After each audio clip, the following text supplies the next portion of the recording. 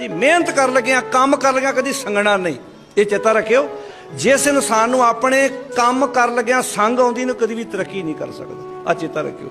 अपनी जिंदगी दे विच जिथे भी मिलिया काम करना ते अपने काम दा मान करना, कभी अपने आप नूं ढेंदी कला च नहीं लैके जाना, हमेशा अपने आप नूं चढ़दी कला च लैके जाना।